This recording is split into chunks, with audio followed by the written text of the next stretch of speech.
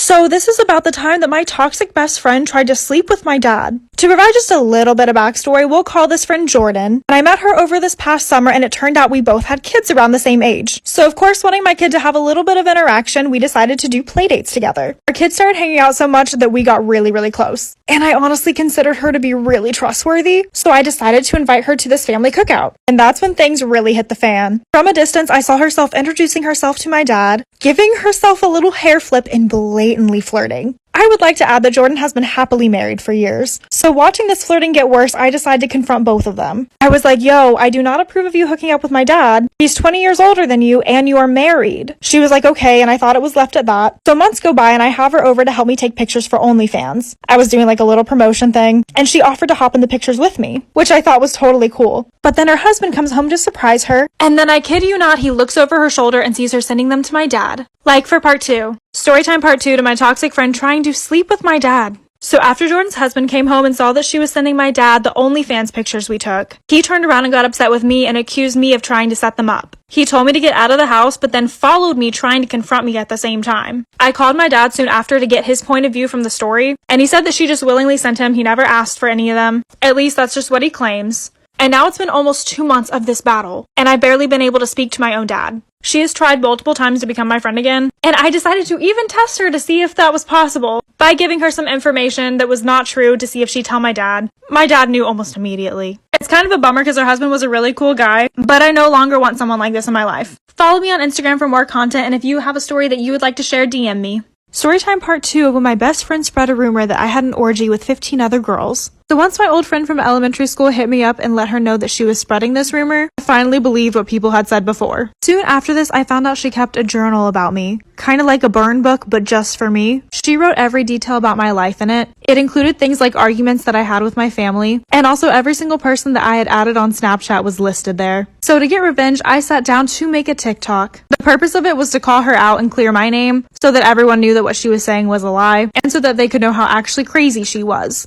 This TikTok ended up being removed almost instantly, yet little did I know she had screen recorded it and sent it over to the principal. Less than a week later, her and her boyfriend were doing the nasty in the parking lot of the school, so I decided to respond by taking a video of it and anonymously sending it to our principal. Sarah ended up getting expelled and I got away with a detention. It was honestly kind of worth it.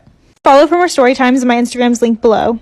Storytime about my emotionally abusive ex-fiance and his psychotic family. So when I started college, I met this guy on Facebook. And I mean, he was a dreamboat. We hit it off immediately and I knew that he lived in my hometown, even though I was out of state for college. And when I tell you this guy was sweet, I mean, he could put Nicholas Sparks novels to shame. While looking back, a lot of the stuff was cringy. He was my first relationship. Well, one day when we were on the phone, he was talking about how excited he was to be married one day and adopt animals together. I was totally excited about it with him, and he decided to propose on the phone, on the spot. He was like, please don't embarrass me. I'm down on one knee in front of everyone right now. And so I just said yes. Well, I thought this was the beginning of my happy ending. Things got worse. He became extremely obsessive and controlling. He would blow up my phone whenever I was in lectures and get a hold of the college admissions office when I wouldn't respond, and would yell at me if I fell asleep because he thought I was ignoring him. I would literally wake up to text about him hurting himself or selling my nudes. I was so scared that he was actually going to do something crazy that I left school and started driving back to my hometown. Once I got there, I met his family and realized just how messed up everything was. You won't believe what happens next. Follow me on Insta in the meantime. Storytime about my emotionally abusive ex-fiance and his psychotic family. So once I got to town, I was finally able to meet his family, and he told them that I went to an Ivy League school and got in only because I was autistic, which was just untrue. I immediately noticed that the relationship between his mom and him were completely off. They both had each other as their wallpaper on their phone, and she acted as if she had a crush on him. When we decided to introduce both of our families together, his mom told my mom that she's sad that I don't look more like her because she's beautiful, then proceeded to say that it's nice that her son spends so much time with me even though I'm homely looking. She was also a therapist and claimed that it was her job to manipulate people and control their minds. Yeah, I bet that's the person you want to see when you're down. Because my boyfriend was in the military, when he went back overseas, I was pretty much forced to be on Skype with him 24/7. It didn't matter where I was,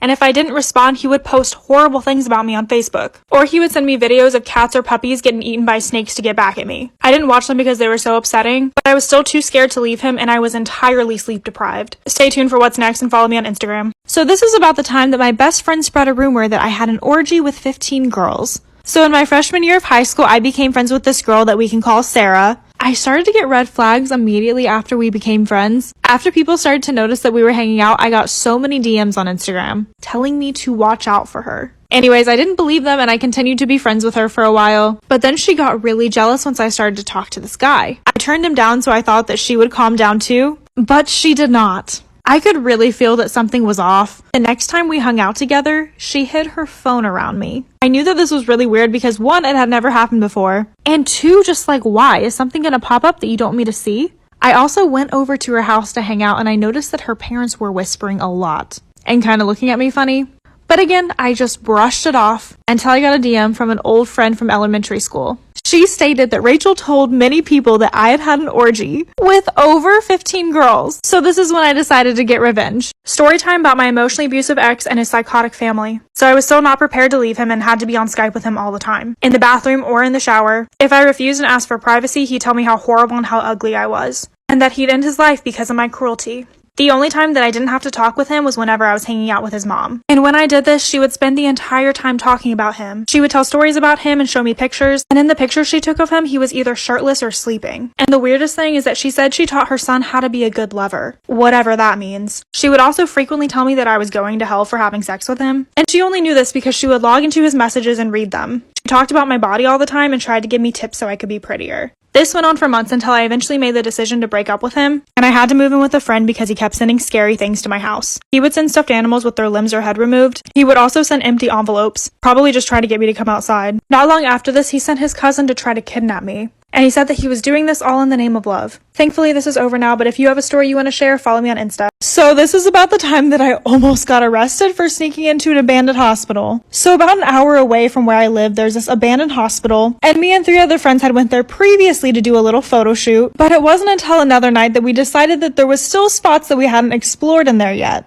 So we picked up another friend and we stopped by a store and we grabbed some flashlights and drove an hour out to the abandoned house. Pretty much the entire area surrounding the hospital is abandoned too. So there's a bunch of broken down neighborhood houses, a school, a gym, a church, all just eerily gone. So we pulled into the parking lot and got out and got all of our stuff ready to explore. And this time we were able to check out the entire thing. Here's a picture of what it looks like during the day. So you can only imagine what this looked like at night. And the whole time we felt like we were being watched. During this, 2 very intoxicated men show up and they asked if they could join us with our exploring. They were kind of cute, so we said yes. But that's when we saw flashing lights from outside the building. The cops showed up and blocked the entrance, so we knew we were gonna have to make an escape.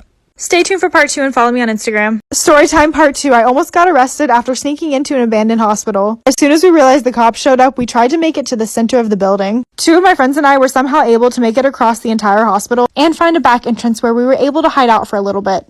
We started to work our way around the building to try to get to our car in the front, but as we did that, a cop started walking by, so we had to hide and duck in the grass and trees. We had to get across the street and go through another patch of dirt in order to get back to my car. But the thing is, 2 of my other friends were still inside, with the intoxicated boys. They ended up falling through a hole in the floor and falling down on top of each other in a pile of broken glass in parts of the building. This was like the bottom basement. Somehow they were still able to make it out of there by using the stairs that were completely messed up. By the time that they had gotten out, the cops had went to another part of the broken down town. So as we were approaching the car, they were running out of the building. We all hop into the car and catch up on what happened. The 2 girls from inside the building had really bad glass injuries, so we immediately went to the gas station to get first aid. Follow me on my Instagram, link below, and DM me if you have a story. Story time about how I fell for a pathological liar. So when I was 14, I had a really good friend who had a boyfriend. I had never met him before until one day I saw them both walking together. I introduced myself and they ended up breaking up later on. That's when he slid into my DMs on Facebook. At the time, I literally didn't make the connection that they were the same person because I'd only met him that one time. Long story short, we messaged back and forth a lot. I ended up taking the bus and hooking up with him, and we pretty much spent every day together since then. Everything seemed great, and then things went downhill in a very scary way. He would constantly flirt with other girls on Facebook who were literally all bots, and he would change his cover photos to pictures of them. He would literally just lie and make up excuses on why he was doing that. But I was still kind of young, and he was 17. Then at my sister's wedding, he ended up exchanging info with one of her best friends, and one night when I was gone, he told me he was hanging out with her. She later messaged me and said that wasn't true. I came home to confront him and he screamed at me and threw me across the room. He beat me until I passed out and then woke me up by pouring a bottle of water over me. Somehow he manipulated me into staying with him past this, and things got even worse. Stay tuned for part 2 and follow me on Instagram. Storytime part 2 on how I fell for a pathological liar. Being in this abusive relationship, I felt completely alone. I stayed with him for a while longer, but it all built up to this one moment. I told him that I was so tired of him hurting me that I was just gonna hurt myself. And he responded with, "You don't know anything about pain," and he locked me in a room. He pulled out a gun and pointed it to me and handed me a knife. He said if I wanted to just kill myself, just go ahead and do it. Obviously I didn't, but this was just another form of his psychological abuse. While I didn't leave him that night, I soon moved to Arizona to get away from him. For the first time, I was alone and without him, but I was able to help myself. I started working out, reading self-help books, meditating, and fixing my mind. I went from me begging him to stay to him begging for me back. The message that I have is that no matter how alone you feel, the person that can help you all along is yourself. Please take the time to find your own inner peace and never let anyone blind you from what you deserve. Show some love to the girl who sent in this story. And if you guys have a story that you would like to share, follow me and DM me on Instagram. So today I'm going to see if I can pull off the e-girl aesthetic, and we're going to see if my boyfriend can pull it off too. So here are some inspo pictures that we're going to be using. Here's another. Gorgeous. I don't have faith in this. So first we're going to start with the makeup, and Maven Beauty's eyeshadow and eyeliner is going to be helping us out. So my makeup is done now. Time to do Jeremy's. Oh my god. He doesn't appreciate the lip plumper that he has on now. Stinging. I feel like he's now the definition of I want to be feminine and the way the boys are. Zendaya, watch out. So now we're going to do our hair and we'll be back. This is the move. Now we're going to change into new clothes. You guys ready to see the whole outfit? What do you think? I really like the messy eyeliner and the glitter. With the chain. Yes. So we're gonna do a little photo shoot now. I feel like they take a lot of these pictures as like mirror selfies. Okay, why do I feel like these low-key actually look really good? I just posted them on my Instagram. I'll link it below. So come follow and tell me what aesthetic you want us to try next.